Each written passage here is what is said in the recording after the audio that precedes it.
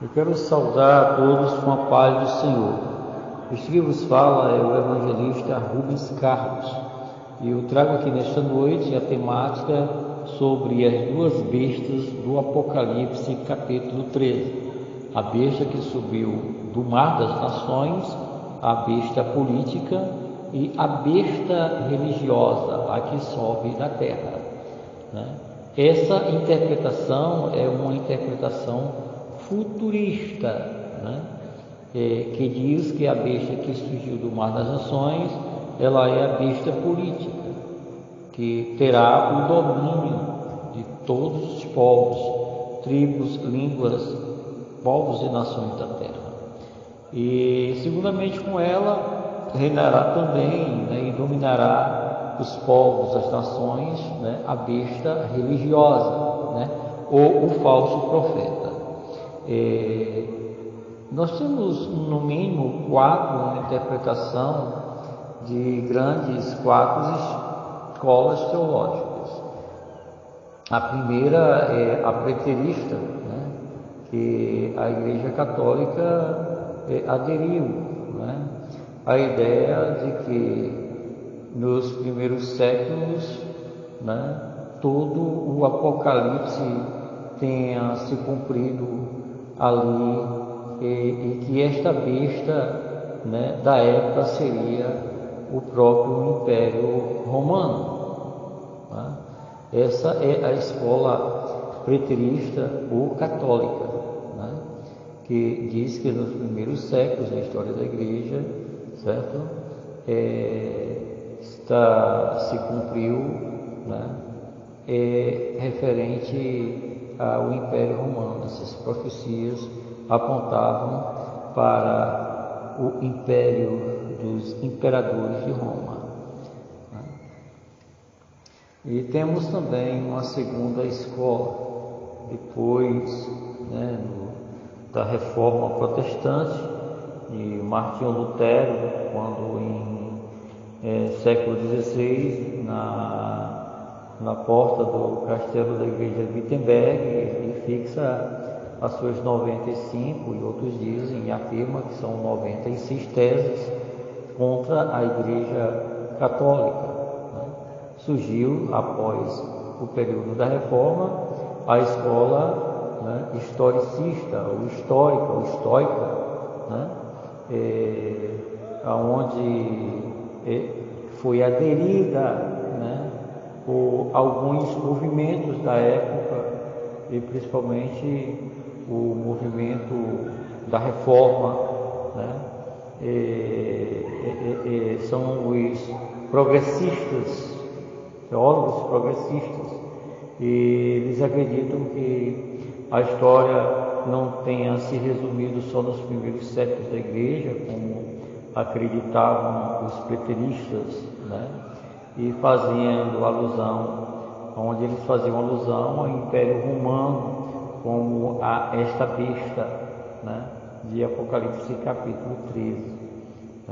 E os reformadores, os historicistas, eles acreditam que com o passar dos séculos na história da Igreja, as profecias apocalípticas elas foram se cumprindo com o tempo.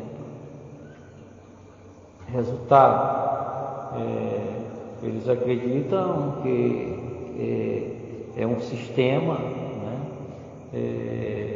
essa besta hoje seja um sistema de pensamento político e também religioso, e que está em pleno vapor dos acontecimentos escatológicos.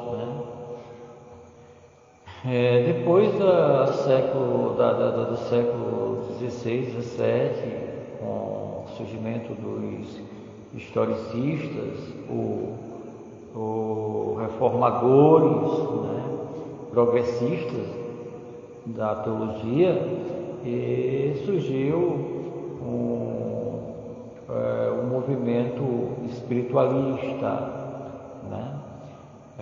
onde teólogos adventistas do sétimo dia eles espiritualizavam toda esta gama de acontecimentos proféticos, em forma de símbolos e em forma também de figuras, né? Eles espiritualizam até hoje, né? Tanto os adventistas como também os TJs, ou os conhecidos Testemunhas de Jeová. Eles dizem que tudo são símbolos e figuras e que eles fazem com isso uma teologia espiritualista. Depois do movimento espiritualista, já no século XIX, com o sionismo, com o retorno dos judeus para sua terra, né? Na migração, retorno, precisamente em 14 de maio de 1948, né?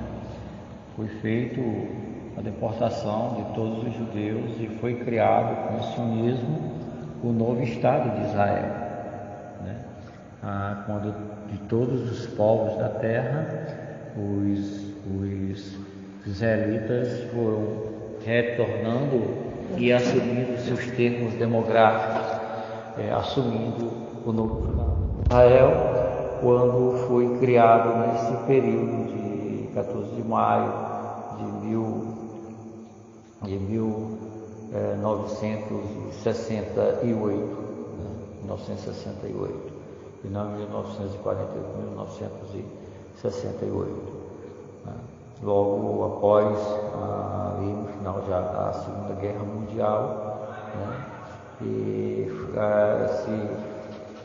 países como a Inglaterra, França, Estados Unidos se reuniram para criar um novo Estado de Israel, né? Fazendo a deportação dos mesmos para a sua terra, né? E foi surpreendido na hora da votação o voto de névoa, o voto de desempate, né? Com o voto de um brasileiro chamado Oswaldo Aranha, né? E essa lei foi aprovada, né? E então foi se criado o Estado de Israel. Portanto, veio aí um cumprimento profético, né?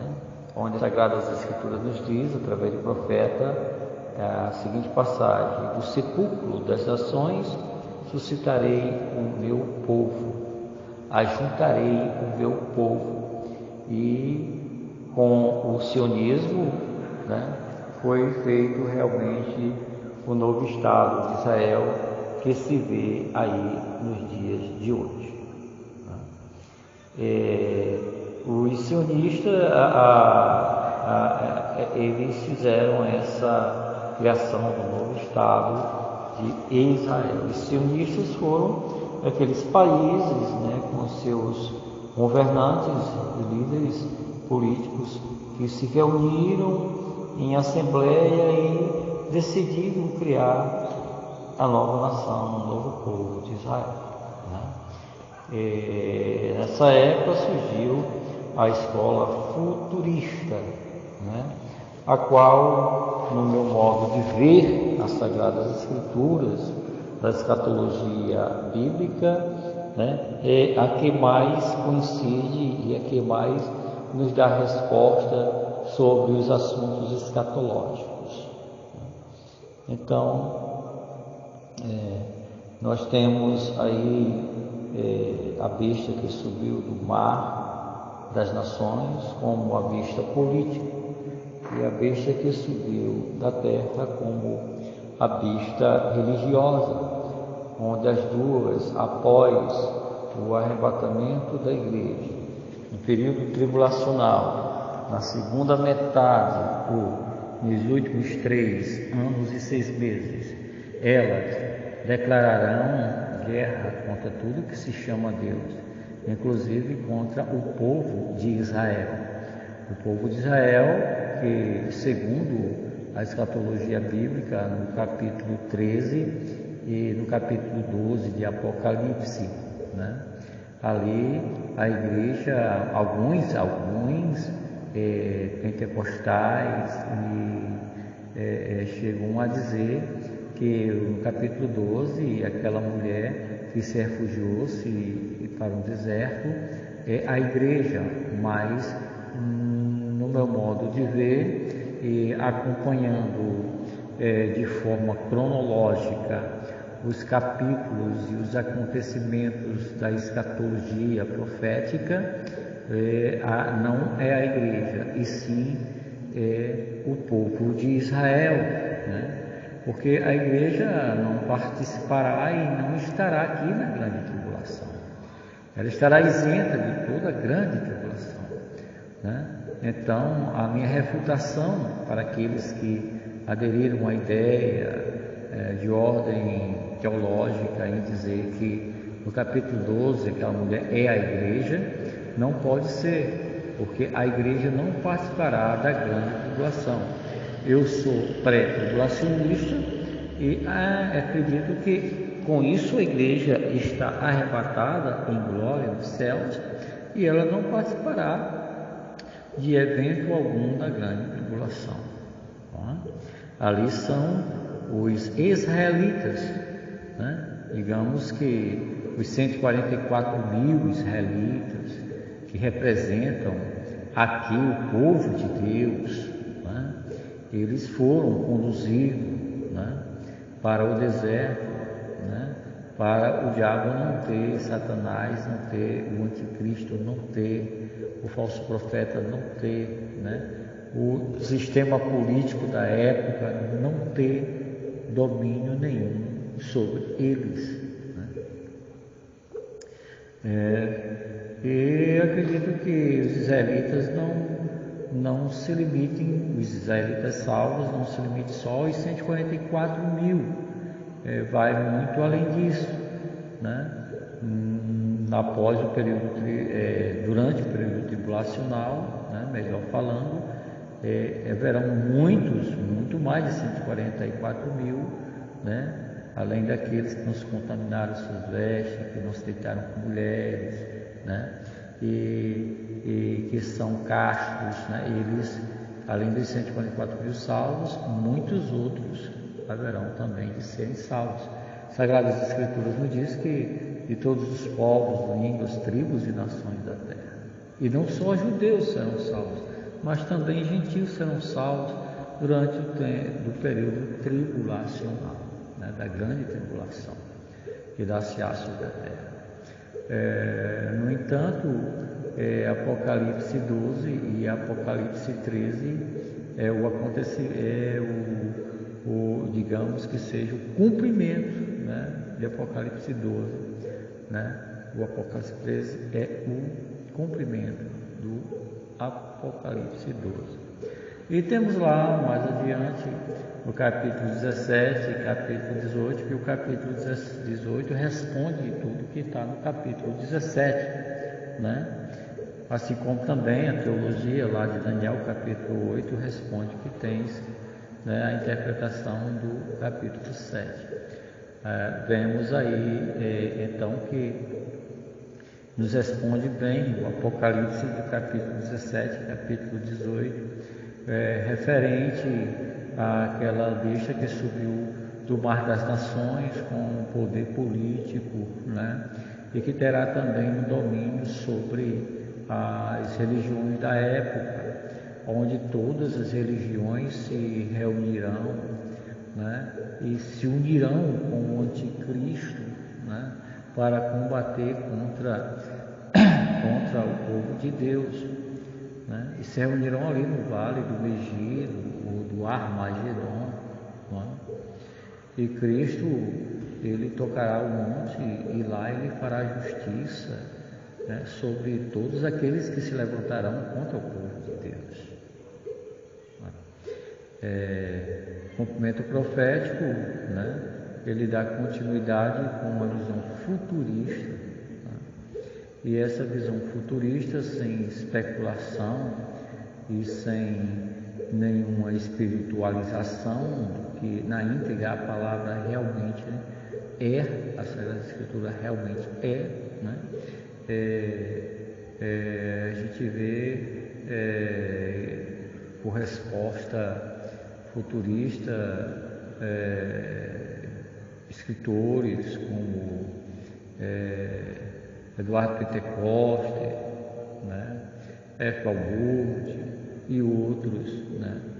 Quando se usa uma teologia futurista sem especulação, quem melhor nos responde os acontecimentos proféticos. Fica aqui os meus agradecimentos e o meu abraço de evangelista Rubens Carlos quanto a ver as duas bestas do Apocalipse. Quem são?